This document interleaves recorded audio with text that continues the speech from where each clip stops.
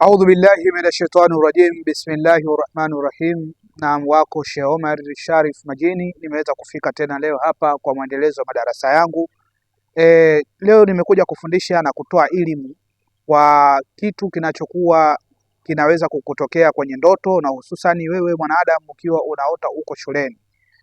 Yaani wewe tayari umeshakuwa na maisha yako, umeshakuwa mtu mzima, una majukumu yako, lakini unapata ndoto unajikuta bado uko shuleni, shule ya msingi au uko shule ya sekondari, na unajikuta una walimu wale wale walioweza kukufundisha, una watu wale wale ambao wameweza kuwa nao kama marafiki. Nenda kafahamu maana hii ili iweze kukusaidia. Ichukue sana, hii itakusaidia.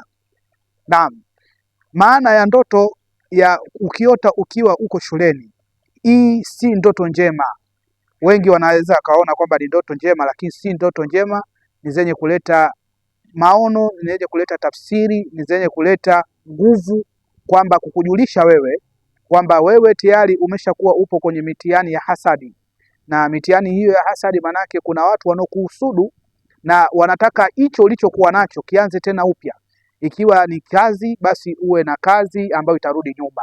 Ukiwa na biashara, basi uwe na biashara ambayo itarudi nyuma. Ukiwa umeajiriwa, basi hata ajira hiyo iweze kupotea. Sijui umenielewa maana ya kurudishwa nyuma kimasomo, manake umerudi tena shule ya msingi.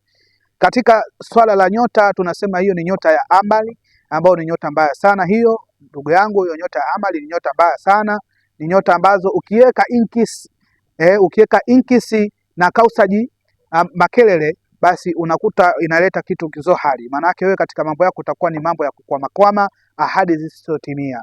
Utakuwa ni mtu wa kuahidiwa. Ukishaota hivyo tu, hata kama ulikuwa na jambo la kupata pesa, ukiwa na jambo la kupewa kitu, basi hautoweza kutekelezewa hivyo baada ya kuota ndoto hii. Tuendelee na maana nyingine inshallah katika darasa lijalo. Tuendelee kufuatilia na tusubscribe channel yetu ya YouTube Bingwa wa Nyota na Ndoto, ili uweze kufahamu maisha halisi ya kibinadamu na tafakuri na kuweza kujisaidia. Karibu sana.